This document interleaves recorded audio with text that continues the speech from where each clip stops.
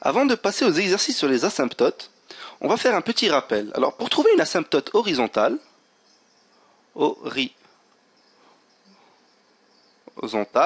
comment on fait? Eh bien, la seule chose à faire, c'est qu'on a à trouver la limite de x qui tend vers plus ou moins l'infini de la fonction f de x. Et ça doit égaler un nombre, ici que je vais appeler L. Et donc pour une asymptote verticale, donc j'écris ici verticale,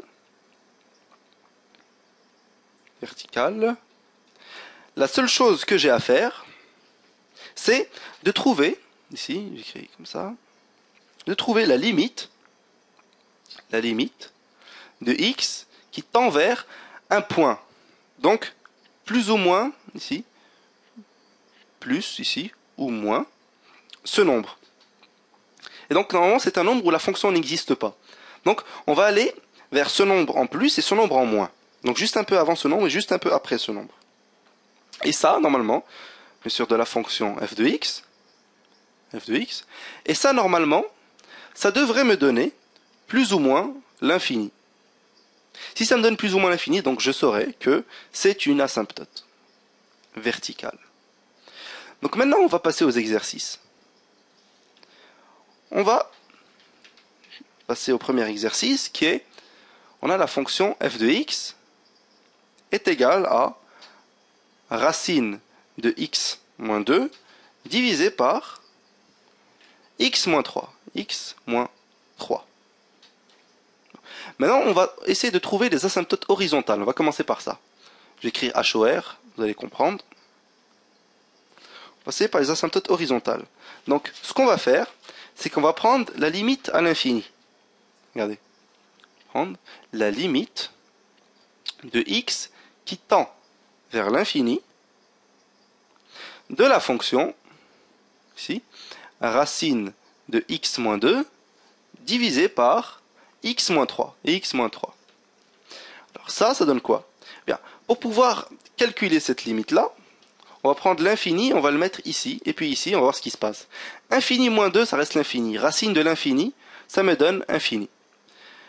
Infini moins 3, ben, ça reste l'infini. On a un cas, infini sur infini. Alors là, on fait quoi? Ce qu'on va faire, c'est que on va mettre en évidence le x en haut et en bas. Donc ça donne la limite de x qui tend vers l'infini. De quoi? Eh bien, de racine de x multiplié par 1 moins 2 sur x. Voilà. Divisé par quoi? Divisé par x, entre parenthèses, 1 moins 3 sur x. Vous voyez, j'ai sorti le x. Je l'ai sorti. Maintenant, ça donne quoi? Ça donne la limite de x qui tend vers l'infini. Et regardez maintenant ce que je vais faire. Je vais faire sortir le x de racine de x multiplié par racine de 1 moins 2 sur x. Divisé par x multiplié par 1 moins 3 sur x. Bon, qu'est-ce que je fais maintenant? Eh bien, vous savez que racine de x, c'est x à la 1/2. Donc, regardez, je vais réécrire l'équation. Ça veut dire que, ici, est égal à la limite de x qui tend vers l'infini. De quoi? De x à la 1/2 multiplié par racine de 1 moins 2 sur x divisé par x multiplié par 1 moins 3 sur x. X à la 1/2 divisé par x, ça revient à x à la moins 1/2, n'est-ce pas? Donc, au lieu d'écrire x à la moins 1/2, je vais mettre divisé par racine de x. Je vais le mettre ici en bas. Ça me donne la limite de x qui tend vers l'infini de racine de 1 moins 2 sur x divisé par racine de x fois 1 moins 3 sur x. Et ça donne quoi? Ben, regardez. Ça égale à 1 moins 2 divisé par l'infini. Si je prends l'infini et que je le mets à la place du x ici et du x là, j'aurai quoi? 1 divisé par 2 divisé par l'infini, ça me donne ici 0.